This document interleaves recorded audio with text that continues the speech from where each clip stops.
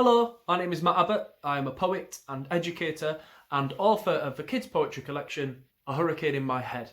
This video is targeted at the age group 9 to 12, although it might be suitable for ages 7 plus with a bit of grown-up guidance, and obviously people aged 12 plus as well. Today's video is based around the theme Remarkable Lives. But before I start with the main activity, it's important for me to explain that writing a poem is a lot like baking a cake, right? Now hear me out. When you're baking a cake, it's vital for you to get your ingredients out on the side before you start baking, right? Because baking's all about timing. And if you get started and then you get in your ingredients one by one, you might be reaching for the eggs or the flour or the sugar and you might pick up the wrong thing and put it in your cake by accident and then it's a disaster. Like, what's the worst thing from your cupboard that you could put in a cake? Like, garlic, tomato ketchup, peppers. Like, they're all nice things, but you don't want them in a cake. You get where I'm coming from, right? And for slightly different reasons, it's also very important for you to get ingredients out before you start writing a poem, because it's very rare that you can start writing a poem from scratch without any ingredients and it turns out really well, okay? It's very, very rare that that happens. It makes it a much better poem if you get the ingredients out first. Now, poetic ingredients can be all kinds of things. It can be rhyming words, metaphors, similes. Today's activity is going to start off with adjectives. It can be all kinds of different things, right? So as I said to you before, today's theme is on remarkable lives, okay? So I want you to have a little think about a person that you know in real life that's remarkable for whatever reason. It has to be somebody that you know in your life that is remarkable. Now, remarkable means inspiring, outstanding, brilliant. It's a really great word, okay? I'm going to read you my poem, Remarkable Lives, just to get you started off. Then we're going to go through a little series of activities to help you write your own poem. Okay, I'm going to take you on a treasure hunt. It starts inside your mind. The clue is something remarkable that only you can find. Because like the spirals in your fingerprints, you are unique. So drown out your inner doubts, allow bravery to speak. Here's a challenge. Think of someone remarkable. And not on Instagram or YouTube, but in your everyday life, from your family or your besties or your school. They might be softer than a kitten or sharper than a knife. It might be a cuddle or a chuckle that finds rainbows in the rain, gentle generosity or a bright and brilliant brain. The fact is, you know them and you can be remarkable too. When you start to push your limits, you'll be amazed at what you can do. Dance with curiosity, leap with aspiration, gobble down discovery and run with conversation. When it feels as though the world is built to make you feel small, just remember, it's remarkable that you're even here at all. When it comes to defining your expectations, the only person that's truly in charge is you. Sometimes they're far too high, but most times they're far too low. And deep down, only you know what you're truly able to do. Remarkable is kindness. Remarkable is respect. Remarkable is considering how your actions have an effect. Remarkable is patience. Remarkable is pride. Remarkable is, no matter what happens, knowing that you've tried. So, take yourself on a treasure hunt. Turn your brain into a carnival.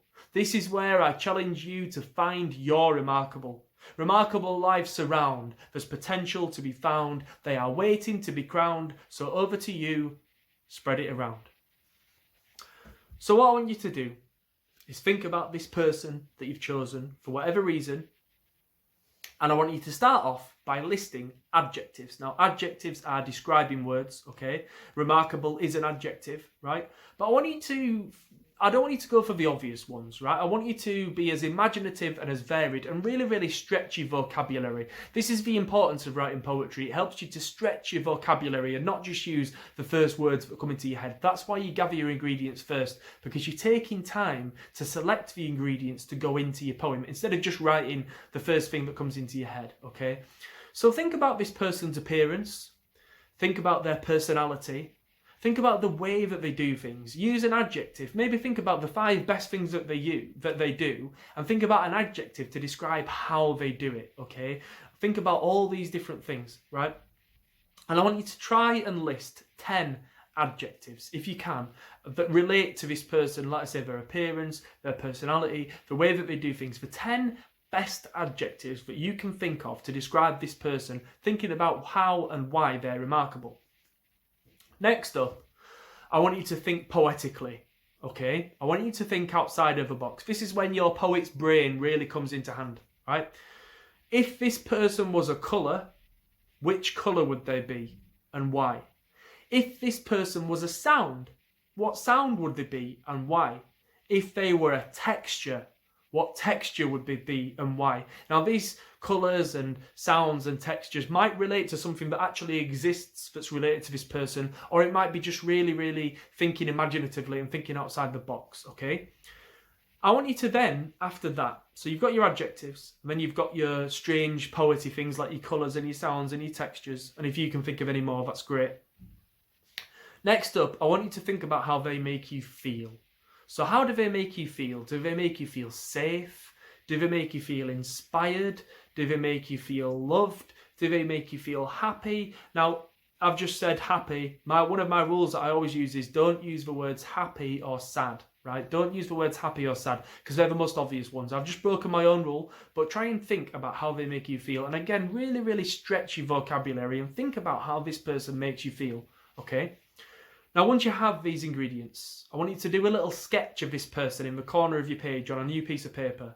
And then I want you to start writing this poem by using all of the ingredients, right? And you're celebrating why this person is remarkable. Now, I think it's really cool to try and blend some of these ingredients together like you would in a cake. So, for example, their wide, caring grin is a sunshine yellow fuzzy feeling.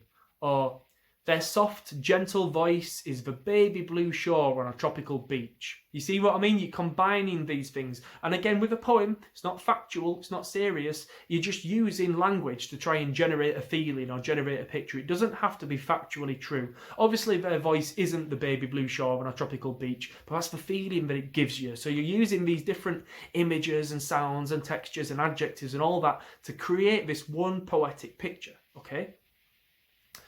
So try and be as imaginative as you can to celebrate this person and recognise why they're remarkable, because it's really important to celebrate everyday people, okay? We've all seen recently the clap for carers, clapping for key workers. These are everyday people that are remarkable that wouldn't usually be celebrated. Before this lockdown situation, they weren't celebrated, and it's important to do that.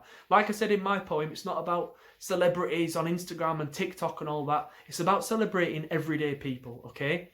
And just as a top tip, right, this is a really good idea for a present. So if there's a birthday or another celebration coming up and you want to give this person a present, this is a great idea.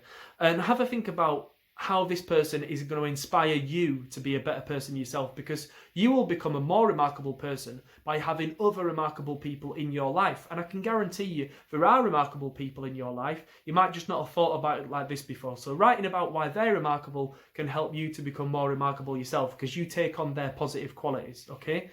I hope you come up with a beautiful poetic tribute. I hope you manage it and I hope you enjoy it. If you have enjoyed this, I've done other videos in this series on sensory ingredients to describe a place, an item of clothing, and playful rebellion. So check those out and give them a share. You can find me on my website, mattabbottpoet.com, where you'll find my book and my social media links. And have fun with the poem, and I hope you enjoy it. Cheers.